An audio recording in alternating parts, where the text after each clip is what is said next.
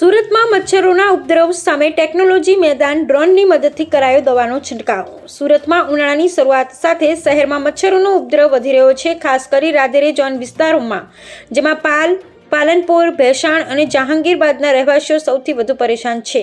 શહેરવાસીઓની સતત ફરિયાદોને ધ્યાનમાં રાખી સુરત મહાનગરપાલિકા એક્શનમાં આવી છે, જેમાં મચ્છર નિયંત્રણ માટે ટેકનોલોજી આધારિત અભિગમ અપનાવ્યો છે, જેમાં ડ્રોન મદદથી દવાનો છંટકાવ કરવાની શરૂઆત કરાઈ છે। મહેરામણ વિસ્તારો અને ખૂણાઓમાં જ્યાં એસએમસીના કર્મચારી માટે પહોંચવું મુશ્કેલ છે, ત્યાં હવે ડ્રોનની મદદથી મચ્છર નિયંત્રણના પ્રયાસો શરૂ કરાયા છે।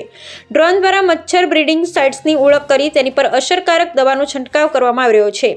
ભેસાણ વિસ્તારમાં એસએમસી દ્વારા ડ્રોન ઓપરેશનની શરૂઆત કરાઈ છે। મેયરની હાજરીમાં પ્રથમ 2 ડ્રોન દ્વારા છંટકાવ કરવામાં આવ્યો છે।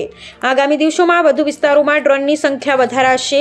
સુરત મહાનગરપાલિકા દ્વારા આ અદ્યતન પદ્ધતિને અપનાવવાનો ઉદ્દેશ્ય શહેરમાં મચ્છરજન્ય રોગોનું નિવારણ અને જાહેર આરોગ્ય સુરક્ષિત કરવું છે। આ નવી તકનીકની મદદથી મચ્છરના ઉપદ્રવને ઝડપથી કાબૂમાં લેવા પ્રયાસો તીવ્ર કરવામાં આવ્યા છે। Bureau report Sunil Ganjawala, Surat.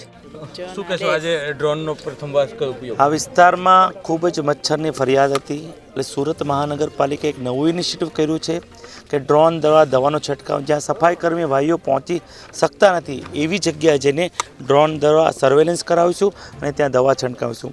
આ ડ્રોનનો ઉદ્યોગ મહત્તમ આવનાર સમયમાં મહાનગરપાલિકા કરવા જઈ રહી છે।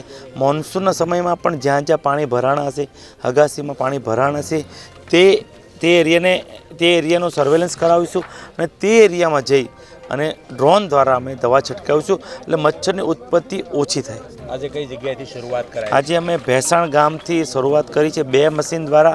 અમે પણ લાઈવ ડેમો જોયું છે કઈ રીતે, અમારી ફર્સ્ટ ટાઈમ આ જોયું છે, એટલે અમે પણ અહીંયા આખી આરોગ્યની ટીમ, ડ્રેનેજના ચેરમેન, આરોગ્યના ચેરમેન, આ વિસ્તારના કોર્પોરેટર, અમે બધા સાથે મળીને આજે આ કાર્યક્રમ અમે કઈ રીતે દવા છંટકાય છે એ અમે નિહાળ્યું અને કઈ રીતે એનું મોનિટરિંગ બી થાય છે એની વિશે પણ ચર્ચા કરી। Thank you.